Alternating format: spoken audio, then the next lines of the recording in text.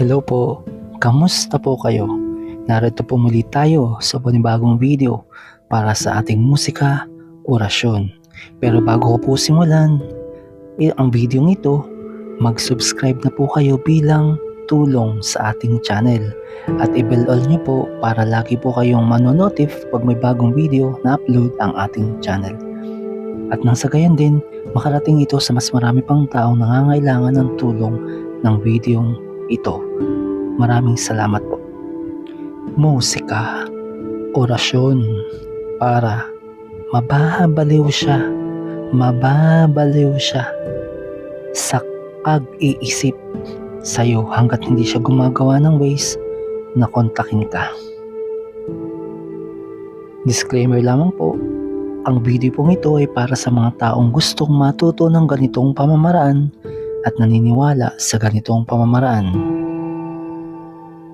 Sa pamamagitan po ng musika, orasyon na ito ay ang person mo na hindi man lamang nakontak sa iyo, kung siya man ay malayo o kung siya man ay malapit sa iyo, hindi siya nakontak, ito ang kailangan mo. Papatugtugin mo lang ang musikang nasa dulo ng video ito at humiling ka. Isipin mo ang person mo at sabihin mo ang iyong kahilingan. Kapag hihiling, huwag niyo pong sabihin ang salitang sana dahil napaka-negative po nun. Sa halip, sabihin mo po, I claim it, matutupad ang kahilingan ko. Ganun po. Ina-attract po natin ang positibong enerhiya sa tulong ng universe, ng tadhana at ng makapangyarihang nasa itaas. Manalangin lamang po tayo ng positibo, huwag mag-isip ng masama at huwag gumawa ng masama sa kapwa. Nang sa gayon, good karma ang babalik sa atin. At ngayon nga po, babasahin ko na ang orasyon sa musikang ito. Sisimulan ko na po.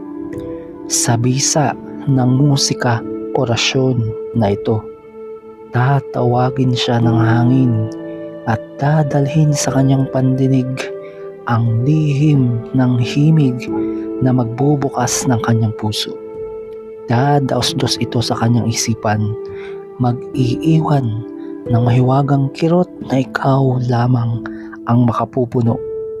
Unti-unti niyang mararamdaman ang panawagan mo, malalim, hindi maipaliwanag, at hindi niya matatakasan sa bawat tibok ng kanyang puso. Ikaw ang uukit at hahabulin ng kanyang diwa.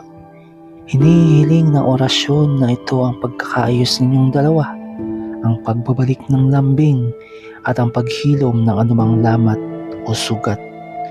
Sa tulong ng universe, ng tadhana at ng makapangyarihang nasa itaas, magiging matatag, payapa at buo ang inyong ugnayan. Amorium vincit omnes quios separare, conantur et nola vis adversa potere testare contra ius od vero amores.